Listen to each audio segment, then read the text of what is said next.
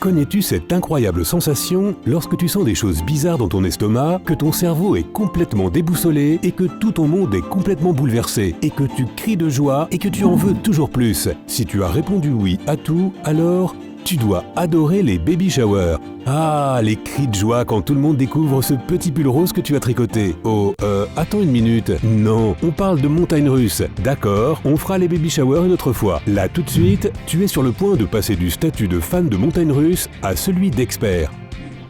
Compte à rebours à partir de numéro 9, certaines pistes de montagnes russes sont remplies de sable. Chaque entreprise qui fabrique des montagnes russes a son propre style.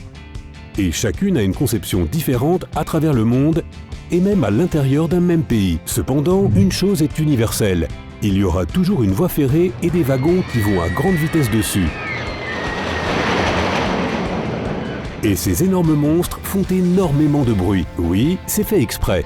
Les amateurs de montagnes russes savent bien que même les sons varient d'un manège à l'autre et possèdent leur propre style.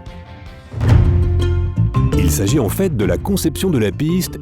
Et parmi l'immense variété qui existe, celle qui produit le plus de bruit est dotée d'une sorte de caisson intégré absolument unique. Ce genre de piste est conçu par la société Bolliger & Mabillard, ou B&M en abrégé. Ainsi, ce rail est fabriqué à partir d'une poutre centrale rectangulaire creuse. De cette colonne en acier partent des ailerons, faits en acier également, qui servent pour maintenir les rails à leur place. Ces derniers sont fabriqués avec des tubes d'acier ronds. Ces ailerons sont installés à intervalles réguliers. Lorsque les trains circulent sur ces rails à très grande vitesse, la voie est soumise à des vibrations et c'est à cause d'elles que nous entendons ces bruits si forts. Les poutres qui sont creuses à l'intérieur augmentent le son en raison de leur taille et de leur forme. Et même si le bruit qu'émettent les montagnes russes B&M est justement leur signature, cela a aussi pu leur causer parfois quelques problèmes. Par exemple, le Canada's Wonderland, un parc d'attractions en Ontario, a dû affronter le mécontentement des gens qui vivaient en face. Ce parc a ouvert ses portes dans les années 1980 au milieu de terres agricoles. Mais quelques années plus tard, ces terres sont devenues résidentielles. Au début, les voisins n'étaient pas très contents, mais la situation était tolérable. Mais les choses se sont dégradées lorsque le parc a inauguré sa plus grande montagne russe, le Léviathan. Sa hauteur était de 93 mètres et la vitesse des wagons était de 150 km/h. Imagine tout le bruit qu'elle faisait. Et pour empirer les choses, elle avait été construite tout près de la porte d'entrée du parc et couvrait même une partie du parking. C'est-à-dire que l'attraction était vraiment tout près des maisons des voisins. Quand le voisinage a commencé à se plaindre, la direction du parc a invité un consultant en acoustique et il a eu l'idée de réduire le bruit du monstre en utilisant quelque chose d'aussi simple que du sable.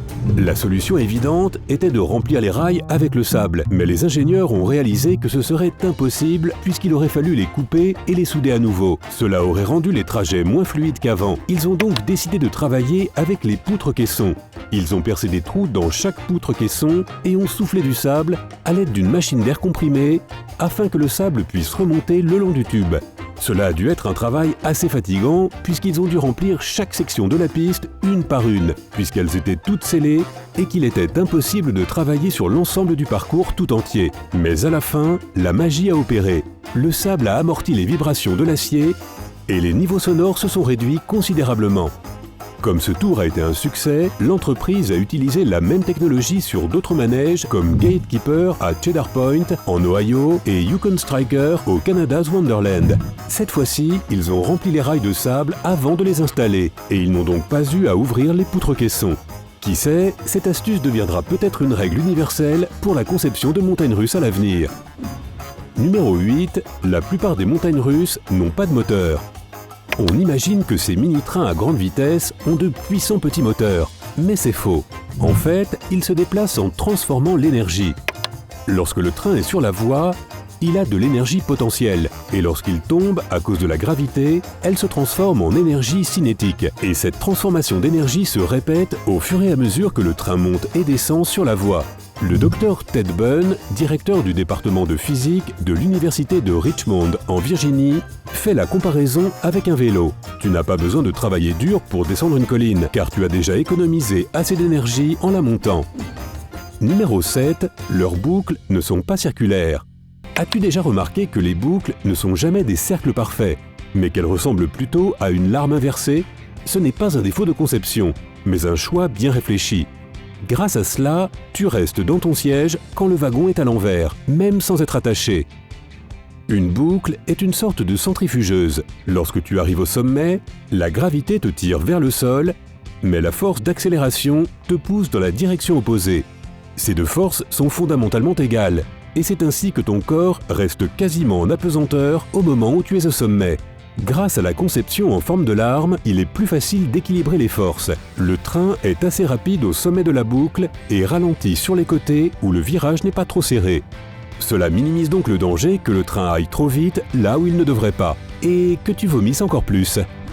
Numéro 6, les restrictions de taille ne sont pas dénuées de sens.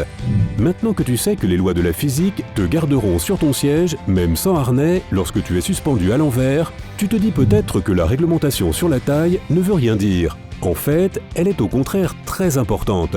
En cas de problème, et une urgence est vite arrivée, les opérateurs devront appuyer sur le frein de sécurité. Et les dispositifs de retenue ne seront pas en mesure de protéger les personnes dont la taille est inférieure à la taille minimale requise. Alors, ne laisse pas les enfants tricher. Si tu vois qu'ils se mettent sur la pointe des pieds juste pour monter dans l'attraction, arrête-les pour leur sécurité.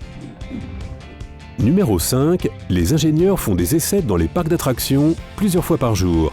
La sécurité est tout ce qu'il y a de plus important dans un bon parc d'attractions. C'est pourquoi les ingénieurs testent les attractions pour détecter des boulons desserrés, de la rouille, de l'huile ou tout autre danger potentiel. Et comme ils ne peuvent pas tester le parcours sur des personnes réelles, ils envoient des sacs de sable sur la piste à pleine vitesse.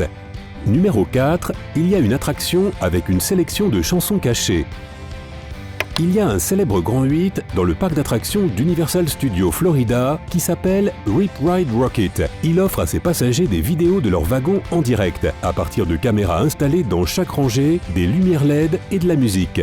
Il y a 12 passagers dans chaque train et chacun d'eux a 2 haut-parleurs dans son appuie-tête. Ils peuvent donc choisir l'une des 30 chansons sur un petit écran tactile sur le dossier de la banquette avant. Cependant, il y a aussi des chansons secrètes que tout le monde ne connaît pas. Si jamais tu te trouves sur ce manège et que tu veux tester cette astuce, il te suffit d'appuyer sur le logo du manège et de le maintenir enfoncé pendant 10 secondes. Ensuite, tu verras un clavier à 10 chiffres et tu pourras composer un code à 3 chiffres pour écouter la chanson que tu aimes. Oh, et si on écoutait Rocketman? Numéro 3, les premières montagnes russes ont été inspirées par les Russes qui faisaient de la glisse sur la neige au XVIIIe siècle. La Russie est célèbre pour ses hivers rigoureux et il n'est donc pas surprenant que la population locale apprécie les activités liées à la neige depuis des siècles. Ils ont aussi eu l'idée de faire geler de l'eau sur des constructions en bois pour faire des rampes de glace et pouvoir glisser dessus à l'aide de blocs en bois et en glace. Au XVIIIe siècle, les gens ont aussi construit des parcs à neige entiers appelés montagnes russes autour des palais de Saint-Pétersbourg. Ce type de divertissement était populaire auprès de la haute bourgeoisie et même de Catherine II qui possédait ses propres montagnes près du palais d'Oranienbaum. Et voilà, après la défaite de Napoléon à Waterloo, les soldats russes ont occupé Paris et ont dû emporter avec eux cette tradition. Cependant, il ne faisait pas assez froid en France pour faire de la glisse, alors ils ont ajouté des roues aux traîneaux. C'est ainsi qu'est né l'arrière-grand-père des montagnes russes modernes en 1817.